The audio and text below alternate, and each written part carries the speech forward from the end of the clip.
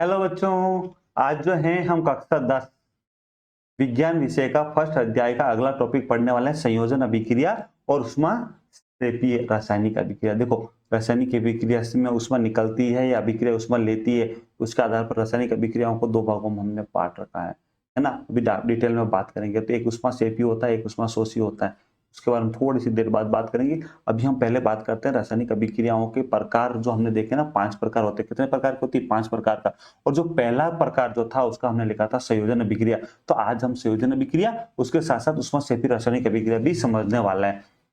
देखो, साइंस में मैं हमेशा कहता हूं, अगर आपको किसी चीज का आंसर नहीं आता, किसी क्वेश्चन का आंसर नहीं आता है ना, तो उस क्वेश्चन को 5 बार पढ़ लो, 5-7 बार पढ़ लो। वो क्वेश्चन खुद अपना आंसर आपको दे देगा। क्वेश्चन खुद ही अपना आंसर आपको दे देगा। जैसे यहाँ पर संयोजन अभिक्रिया। इस संयोजन अभिक्रिया शब्द को आप समझो। संयोजन संयोजन संयोजन मतलब किसी चीज का योजन। योजन मतलब जुड़ना। देखो, आपको अगर उसका मतलब समझ में आ रहा है ना, तो वो चीज समझ में आ जाएगी। योजन मतलब जुड़ना। योजन मतलब जुड़ना। अगर कोई चीज जुड़ रही है, वहां पर क्या हो रहा, कोई चीज जुड़ रही है, यानी कि इस अभिक्रिया में क्या होगा, कुछ न कुछ आपस में जुड़ेगा। नाम से समझ में आ रहा है ना, कुछ न कुछ आपस में जुड़ेगा, कुछ न कुछ जुड़ना चाहिए अभिक्रिया के अंदर। तभी तो इसका नाम रखा है संयोजन। योजन, संयोजन। संयोजन मतलब संयोग होगा, जुड़ेगा। बात समझ में आ रही है? तो इस अभिक्रिया के अंतर्गत हम क्या देखेंगे, कुछ न कुछ जुड़ती हुई देखेंगे, कुछ न कुछ चीजों को जुड़ता हुआ देखेंगे। कुछ न कुछ क्या कर रहे हैं, जुड़ रहे हैं। कुछ न कुछ क्या करेंगे, जुड़ रहे हैं इस अभिक्रिया में। देखो, आपको एक सिंपल सा प्रैक्टिकल, आपके एनसीईआरटी का प्रैक्टिकल बता रहा हूं मैं आपको। एक बीकर लिया, बीकर बीकर के अंदर क्या, पानी। पानी के अंदर वाटर, पानी वाटर जो है उसके अंदर बिना बूझा चूना डालेंगे। बिना बूझा चूना डालेंगे तो वो क्या करेगा, पानी के साथ रिएक्शन करेगा, पानी में घुल भी जाएगा। और जब पानी के साथ रिएक्शन करेगा तो उसमें कुछ हीट जनरेट होगी। अगर आप हाथ लगा के बीकर को टच करोगे तो वहां पर आपको हीट जनरेट, वो बीकर गर्म हुआ आपको महसूस होगा। क्यों? क्योंकि वहां पर हीट जनरेट होगी। बीकर के अंदर हीट जनरेट होगी तो आपको बीकर जो है गर्म हुआ हुआ है महसूस भी होगा। तो देखो, यहाँ पर रिएक्शन कौन सी होती है वो समझना। यहाँ पर कौन सी अभिक्रिया हो रही है वो आपको मैं बताता हूँ, एक मिनट। तो देखो, हमने क्या किया, यहाँ पर चूना डाला। तो चूना, बिना भुजा चूना डाला, उसका फॉर्मूला क्या, CaO। बिना भुजा जो चूना डाला उसको अगर हम केमिकल रूप से, देखो साधारण भाषा में तो कहते हैं बिना भुजा चूना, पर अगर रासायनिक भाषा में क्या बोलेंगे, कैल्शियम ऑक्साइड बोलेंगे। क्या बोलेंगे बेटा? कैल्शियम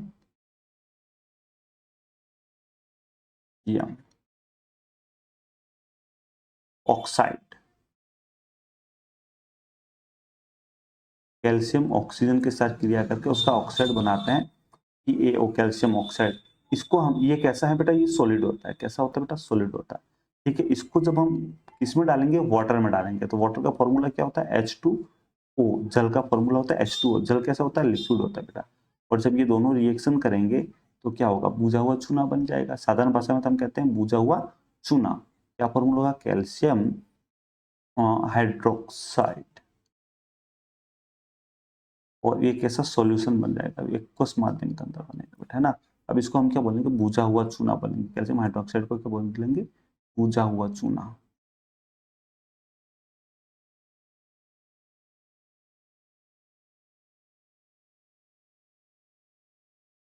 तो यहां पर आप समझना, देखो, कैल्शियम ऑक्साइड अभिकारक नंबर फर्स्ट है। ये क्या है? अभिकारक एक है।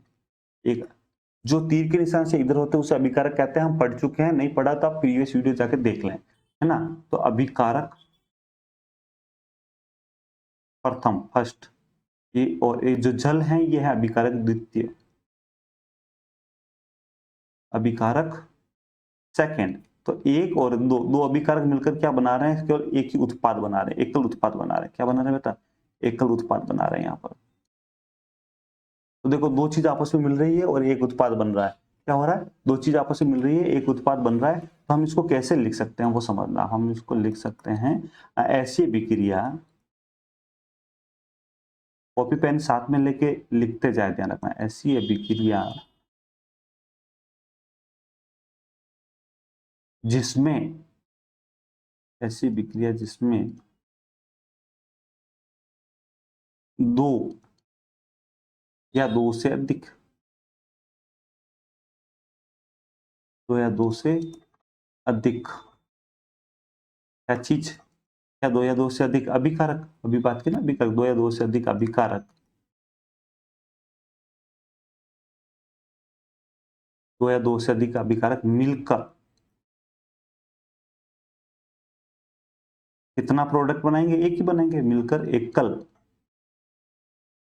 उत्पाद, एक ही उत्पाद बनाएंगे बेटा, एकल उत्पाद का निर्माण। ये आपकी एनसीईआरटी की लाइनें है ना बेटा, का निर्माण करते हैं।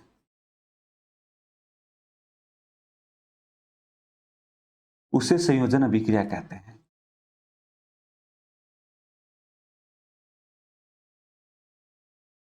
अभिक्रिया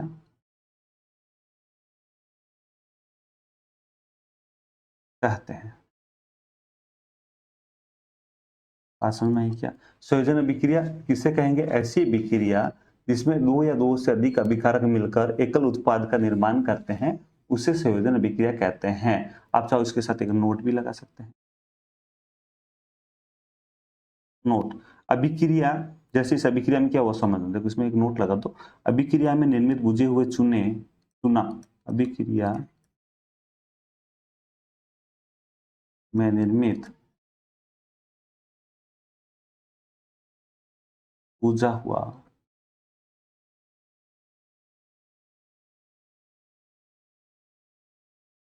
चूना,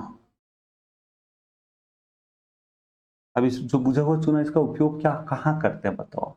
अभिक्रिया में जो निर्मित बुझा हुआ चूना है, अरे घर के ऊपर कली कराने में करते हैं ना, दीवार की पोताई कराने में, दीवार की पोताई कराने में इसका उपयोग करते हैं कि नहीं करते हैं? सुनना, तो बुझा हुआ चूना, उसका फॉर्मूला क्या है? पहले तो calcium hydroxide CaOH whole twice, बुझा हुआ चूना के विलयन, बुझा हुआ चूना के विलयन,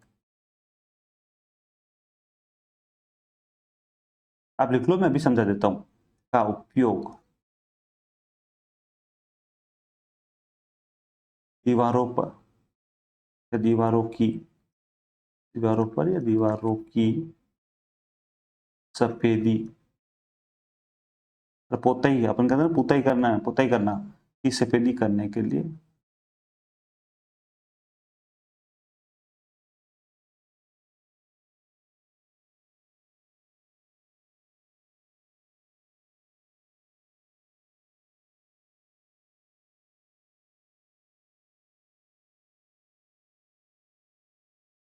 अब समझना इस चीज को, अब समझना हमने क्या किया, ये कैल्शियम ऑक्साइड, देखो रासायनिक अभिक्रिया हमने समझ ली, यहाँ पे भी कुछ भी नहीं टूट रहा है। ये कैल्शियम ऑक्साइड जो है ना बेटा, कैल्शियम ऑक्साइड, इसका ये कैल्शियम और ऑक्सीजन हाइड्रोजन, कैल्शियम है ये ऑक्सीजन है, ये हाइड्रोजन है ये ऑक्सीजन है, तो देखो ये ऑक्सीजन हाइड्रोजन कैल्शियम ये सारे मिलकर क्या बना देते हैं? कैल्शियम ऑक्साइड बुझा हुआ चूना बना देते हैं। सारे के सारे, इधर देखो कैल्शियम कितना है, कैल्शियम एक है, ऑक्सीजन कितना है, ऑक्सीजन एक है, यहाँ पर हाइड्रोजन कितने हैं, हाइड्रोजन दो है, और ऑक्सीजन कितना है, एक है, तो एक और एक ऑक्सीजन टोटल कितने हो गए? दो। ठीक है, इधर देखो आप कैल्शियम कितना है, एक है, ठीक है, ऑक्सीजन कितना है, नीचे लिखा हुआ दो, यानी कि दो है, हाइड्रोजन कितना है, दो है। तो हमने रासायनिक अभिक्रियाओं में बात की थी, रासायनिक अभिक्रियाओं के अंतर्गत ना तो परमाणु बाहर जाते हैं ना बाहर से अंदर आते हैं, केवल बंधों में परिवर्तन होता है, तो यहाँ भी बंधों में परिवर्तन हुआ है। ठीक है, इसके अलावा हमने क्या, संयोजन, संयोजन मतलब आपस में जुड़ना, तो यहाँ पर देखो अभिकारक फर्स्ट कैल्शियम ऑक्साइड और अभिकारक सेकंड वाटर, दोनों आपस में जुड़े, जुड़कर क्या बना दिया? बुझा हुआ चूना बना दिया, एकल उत्पाद बना। दो या दो से अधिक अभिकारक मिलकर एक ही उत्पाद बनाते हैं, यानी कि जो अभिकारक है वो आपस में जुड़ जाते हैं। ऐसी अभिक्रिया जिसमें अभिकारक आपस में जुड़ जाते हैं उसे क्या बोलेंगे? संयोजन अभिक्रिया। और संयोजन अभिक्रिया में क्या बनेगा? एकल उत्पाद। फिर अच्छा, उसके बाद हमने तो नोट लगाया है कि जो बुझा हुआ चूना बनाना, इसका उपयोग कहाँ होता है? तो इसका उपयोग घर में कली कराते हैं ना लोग, कली, तो वह जो घर में सफेदी कराना, दीवारों पर सफेदी कराने में इसका उपयोग होता है। और जब दीवारों पर सफेदी कराते हैं तो वहां भी एक इंटरेस्टिंग चीज होती है, बड़ा ध्यान रखना, दीवारों की सफेदी में भी एक इंटरेस्टिंग चीज होती है, जो कैल्शियम हाइड्रोक्साइड है, बुझा हुआ चूना।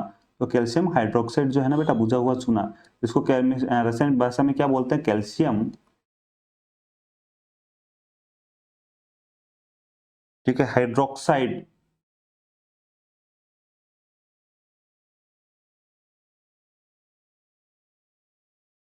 एक बहुत इंटरेस्टिंग चीज बता रहा हूँ मैं आपको, कैल्शियम हाइड्रोक्साइड, ये कैल्शियम हाइड्रोक्साइड क्या घुला हुआ है वाटर के अंदर ना, ये रिएक्ट जब सफेदी कर लेंगे दीवारों पर, तो दीवारों पर सफेदी कर लेंगे, तो कर लेने के बाद वातावरण में उपस्थित कार्बन डाइऑक्साइड गैस से, इससे कार्बन डाइऑक्साइड जो गैस होती है उसके साथ रिएक्शन करता है। ये रिएक्शन बहुत धीमी गति से होती है, कम से कम 2 से 3 दिन लगते हैं इस रिएक्शन को होने में, कितनी? 2 से 3 दिन, ये बहुत धीमी गति से होता है, और रिएक्शन करने के बाद क्या बनाता है?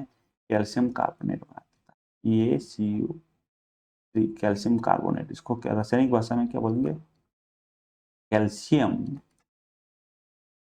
कार्बोनेट। इसके साथ साथ कुछ वाटर बनाएंगे जो वाटर वेपर के रूप में उड़ जाएगा, कैल्शियम कार्बोनेट का निर्माण हो जाएगा। और एक इंटरेस्टिंग बात बताऊं, जो संगमरमर होता है ना बेटा, संगमरमर, उस संगमरमर का भी यही फॉर्मूला होता है, संगमरमर का।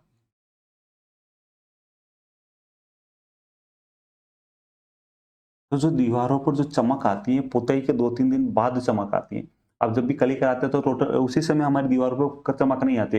कली कराने के 2-3 दिन बाद, कलर करने के 2-3 दिन बाद जो चमक आती है, उस चमक के पीछे रीजन क्या है कि 2-3 दिन के अंदर जो आपने सफेदी करवाई है, वो सफेदी या जो कैल्शियम हाइड्रोक्साइड है, वो वातावरण में उपस्थित कार्बन डाइऑक्साइड के साथ धीमी गति से 2 से 3 दिन के अंदर अभिक्रिया करता हुआ कैल्शियम कार्बोनेट बना देता है, जो कि संगमरमर का भी यही फॉर्मूला है। और दीवारों की चमक जो आती है वो इसी के कारण आती है, कैल्शियम कार्बोनेट के कारण ही दीवारों की चमक आती है। तो आप लिख सकते हो दीवारों की चमक के लिए ही जिम्मेदार है कौन सी, दीवारों की जो चमक आती है ना बेटा, दीवारों की जो चमक, दीवारों की चमक के लिए यही जिम्मेदार है।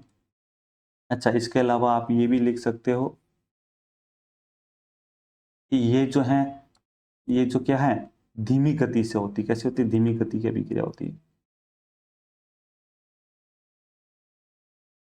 धीमी गति से होती, धीमी गति से होती, कम से कम 2 से 3 दिन लगते हैं, 2 से 3 दिन लगते हैं, ये ध्यान रखने से अभिक्रिया में धीमी गति से अभिक्रिया होती है, 2 से 3 दिन लगते हैं। बात समझ में आई कि आपको? ठीक है, अगर समझ में आ रही है तो आप कमेंट करें, नहीं आ रही है तो जो चीज समझ में नहीं आ रही है वो पूछें आप। ठीक है, जो समझ में नहीं आ रहा है वो पूछें। अब हम जो है संयोजन अभिक्रिया के, देखो संयोजन अभिक्रिया का एक उदाहरण देख, कैल्शियम ऑक्साइड और वाटर की रिएक्शन करके कैल्शियम हाइड्रोक्साइड बना दिया हमने। अब कुछ अन्य उदाहरण देख लेते हैं, संयोजन अभिक्रिया के कुछ अन्य उदाहरण देख लेते हैं। इसके अंदर सबसे पहले हम देखेंगे कोयले का दहन। नंबर 1 क्या देखेंगे, कोयले का दहन करने पर क्या होता है वो देखना। कोयले का दहन, कोयला में के अंदर क्या होता है, कार्बन होगा, ऑफकोर्स कार्बन होगा। कार्बन कैसे होगा, सॉलिड होगा कोयले के अंदर। और जब इसको दहन करेंगे तो जलेगा, तो जलने के लिए हमें ऑक्सीजन की आवश्यकता हो, किसी भी चीज को जलाने के लिए ऑक्सीजन की आवश्यकता होती है बेटा। ये लो ऑक्सीजन, तो जलाएगा तो ऑक्सीजन की आवश्यकता होगी। ऑक्सीजन कैसे होगी, गैस होगी। और जब कार्बन जो है ऑक्सीजन की प्रेजेंस में जलेगा तो क्या बनेगी, CO2 गैस बनेगी, गैस बनेगी। तो अभिकारक फर्स्ट ये रहा, अभिकारक सेकंड ये रहा, अभिकारक फर्स्ट और सेकंड दोनों मिलकर एकल उत्पाद बना देते हैं। ठीक है, ऐसे कैसे, एक और अन्य उदाहरण और देख लो बेटा। ये रहा आपका हाइड्रोजन, हाइड्रोजन गैस प्लस ये रही आपकी ऑक्सीजन गैस। ठीक है, हाइड्रोजन भी गैस है, ऑक्सीजन भी गैस है, और जब दोनों मिल जाते हैं तो क्या बनेगा, H2O वाटर लिक्विड, ये बन जाएगा बेटा। ये भी गैस तो बन जाएगा क्या, लिक्विड। तो अभिकारक फर्स्ट हाइड्रोजन, अभिकारक सेकंड ऑक्सीजन, और दोनों मिलकर क्या बना देते हैं, वाटर बना देते हैं। एकल उत्पाद, एकल एक ही उत्पाद बनेगा बेटा, वाटर क्या बनेगा, वाटर बनेगा, एकल उत्पाद बनेगा। बात समझ में आ रही है आप? तो आप चाहो तो यहाँ पे एक नोट लगा सकते हैं, या हम ये भी लिख सकते हैं आगे, सरल शब्दों में हम कह सकते हैं, सरल शब्दों में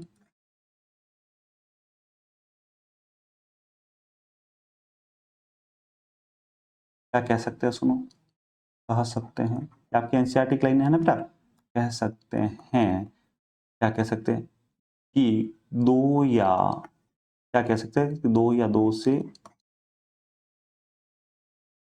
अधिक, दो या दो से अधिक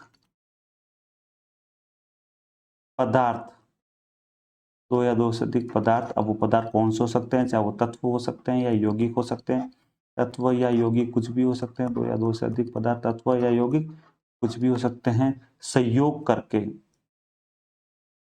संयोग करके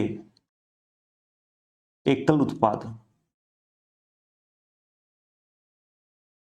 प्रयोग करके एकल उत्पाद का निर्माण करते हैं।